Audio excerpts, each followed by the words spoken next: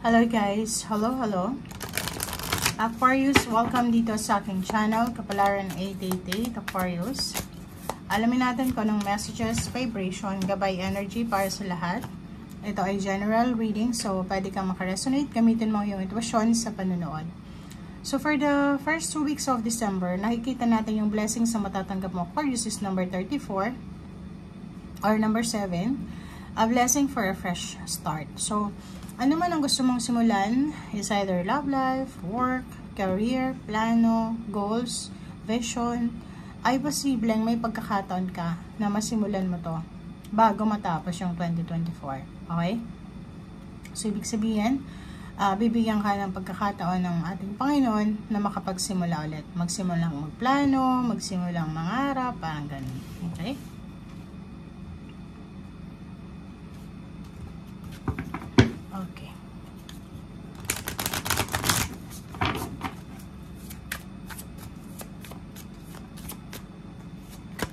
Okay, number 10.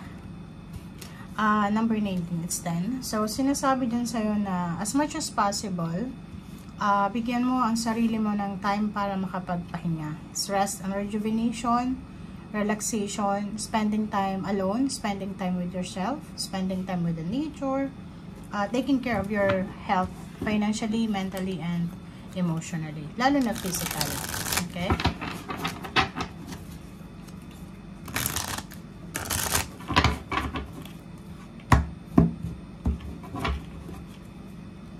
Okay.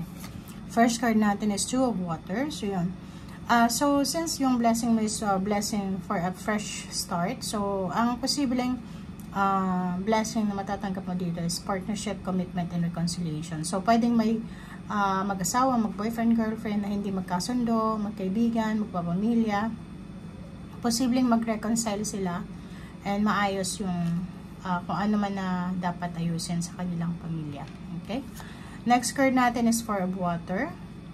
Nakikita ko sa'yo dito na mag-iingat ka dahil posibleng makaramdam ka ng pagod, ng antok, ng pagkatamad, lalo na sa trabaho or sa pwedeng sa medyo hindi ka focus, parang ganun. So, sorry. Yun lang yung kailangan mong iwasan or maging careful ka is yung mapabayaan mo yung trabaho mo, yung relationship mo kasi madidistract ka. Okay? Next is King of Fire. Wow. So, nakikita ko siya dito na sa usaping trabaho talaga. Kailangan bigyan ng focus. Okay? Bigyan ng focus 100% ng trabaho. Yung iba na looking for a new career, a new job, posibleng yun yung fresh start na bibigay sa'yo ng universe. Pwedeng mabibigyan ka ng pagkakataon na makapagsimula ulit ng trabaho, new job or new business, or maka-apply, makapasok sa isang company. Okay?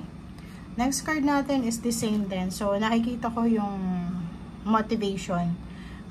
May papasok na oportunidad sa buhay mo, Aquarius, na pwedeng magdala sa'yo ng stable job, stable career, stable love life, stable source of income. And Five of Water. Yun, so sinasabi sir dito, ano man itong opportunities na to, lalo na sa pera to, trabaho, may mag-offer sa'yo ng business or work, wag mong ignore, wag mong i-reject siya, kasi pwedeng magsisi ka sa bandang huli. Reverse na the Hermit.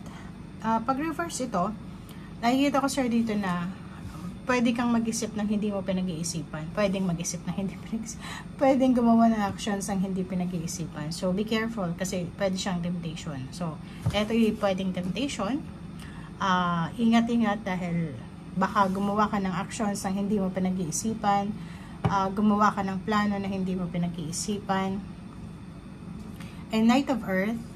Nakikita ko siya dito na as much as possible, maging organized ka sa paghawak ng pera, sa paghahanap ng pera, diskarte, sa trabaho, sa negosyo, or pangman-paman. Kailangan yun yung focus mo. Kasi parang nakikita ko siya yung masyado kang burara, parang ganun. Spend dito, spend doon. So, nakikita ko siya dito, ano man itong papasok na opportunities or pwedeng papasok na possibilities na pwedeng pagkakitaan, ay ito yung magdadala sa'yo ng sobrang motivation and Sobrang inspiration, and then motivation and determination. Okay? Yun. So, nakikita ko ang daming good news. Maraming balita, maraming good news ang posibleng darating sa'yo. Maraming balita tungkol sa pagbubuntis, sa panganganak, sa bagong trabaho, pag-abroad, bagong business, bagong lugar. So, ito yung mga blessings na posibleng darating sa'yo. Okay? Okay, so King of Earth, nakikita ko sa'yo dito na meron ditong Aquarius na posibleng ma-promote siya. Makakatanggap siya ng lump sum of money. Pwedeng by the end of 2024, isa siya sa mga successful na Aquarius na posibleng mangyari. Okay? Nakikita ko yung lahat ng pinagpaguran mo, lahat ng mga sacrifices mo, lalo sa trabaho. Kung panay overtime ka, like for example, panay overtime ka, syempre pag panay overtime ka, marami din yung sweldo mo sa end of the month. So, nakikita natin dito na pag-igihan mo yung ginagawa mo. Kasi, nakadepende kung magkano kalaki, kaliit na pera yung mahahawakan mo by the end of the month. Depende sa trabaho mo, depende sa sipag mo. Kaya nandito yung Fire of Water kasi sinasabi na simulan mo yung December na to, tapusin mo yung 2024 na masipag ka. Tapusin mo siya na walang distractions, walang sagabal, and focus ka lang sa kung anong ginagawa mo. And yun, still, kalmado lang. Okay, be calm.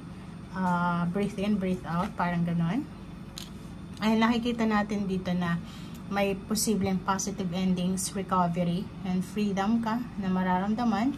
And eto na yung matagal mong minamanifest, is either relationship or money. So, kung ano man yan na dahilan ng pagod mo, dahilan ng sobrang exhaustion, drain na yung energy, pagod na pagod ka na, huwag kang masyadong magpanik kasi lahat ng pagod na yan ay ibabalik sa'yo. Okay? Six of Fire, diba? So, by the end of the year, by the end of the second week then, matatagpuan mo yung success, recognition, freedom, awards, rewards, and nakikita natin yung magic dito. May mamamanifest ka, kaya ihanda mo yung sarili mo kasi on the way na yung success. It's either may kakasal, may wedding anniversaries, may partnership sa business, may mag-open ng business. Yun, it's a double confirmation, double success, double recognition, happy moments, happy celebration, good news, good luck, good fortune. Okay? So, yan ang nakikita ko siya ngayon. Ito ay para sa lahat ng mga Aquarius friends natin na nanonood. Thank you, Aquarius, and see you again. Bye!